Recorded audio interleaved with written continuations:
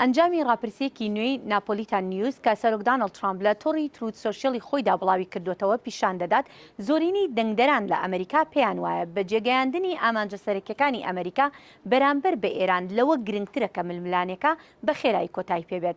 سەرۆک ترامپ لەگەڵ هاوپێچی ڕاپرسیەکەدا دەڵێت زۆر گرنگە ئەمە بۆ چوونی هاووڵاتیانە.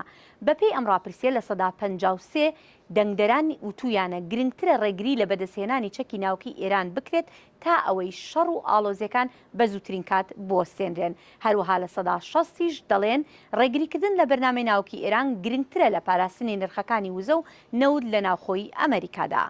سەرۆک دانەڵد ترامپ ئێوارەی ڕۆژی هەینی ڕایگەاند ئەمریکا زۆر بەزوویی دەزانێت کە ئایا ئێران بەمەبەست وەڵامدانەوەی خۆی بۆ پێشنیازەکانی ئێران دوا دەخات یان نا، چونکە گرژیەکان لەسەر تەنگەی هورمز زۆرن.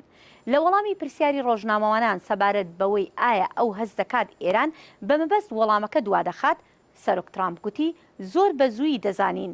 لە وەڵامی ئەو پرسیارەشدا کە ئایا چەندێک گەشتبینە بەرامبەر بە وەڵامی ئێران بۆ پێشنیازەکەی ئەمریکا، سەرۆک دانەڵد ترامپ گوتی با بزانین چی دەبێت، بڕوانە ئەوان لەشکریان نییە، زۆر شتیان نەماوە دەبینین چی ڕوودەدات.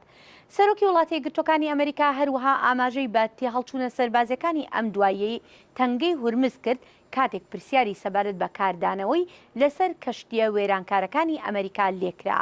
ترامپ گوتی نەخێر، من هیچ کاردانەوەیکم نییە بەرامبەر بەو بابەتە، پێم وایە ئەمە کارێکی زۆر باش دەکەین.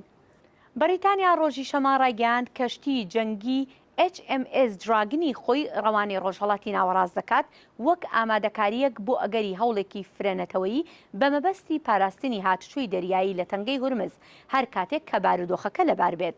گواستنەوەی ئەم کەشتیە بۆ ڕۆژهەڵاتی ناوەڕاست دوای هەنگاوێکی فەڕەنسا دێت بۆ جێبەجێکردنی گروپی کەشتی جەنگی فڕۆکە هەڵگر بۆ باشووری دەریای سوور، لە کاتێکدا هەردوو وڵات پێکەوە کار دەکەن لەسەر پلانێکی بەرگری کە ئامانجلی گەڕانەوەی متمانەیە بۆ ڕێڕەوی بازرگانی.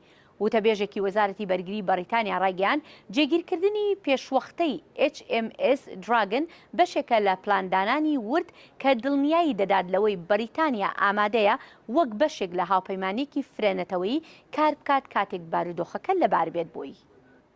مەسرور بارزانی سەرۆکوەزیرانی هەرێمی کوردستان لە سەردانە فەرمیەکەیدا بۆ تورکیا ڕۆژی شەمە لە کۆشکی دۆڵمەباخچە لە ئەستەمبول لەگەڵ سەرۆکی تورکیا ڕەجەب تەیب ئەردۆغاندا کۆبووەوە. لەم سەردانیدا بارزانی لەگەڵ وەزیرانی بەرگری و دەرەوەی وڵاتەکەشدا کۆبووەوە. پێش کۆبوونەوەکە حکوومەتی هەرێمی کوردستان ڕایگەیاند لە میانەی سەردانەکەیدا جیا لە گفتوگۆگرتن لەبارەی پەرەپێدانی پەیوەندیەک دوولایەنە و دوایین گۆڕانکاری و پێشهاتەکانی بارودۆخی گشتی عێراق و ناوچەکەش تاوتوێ دەکرێت.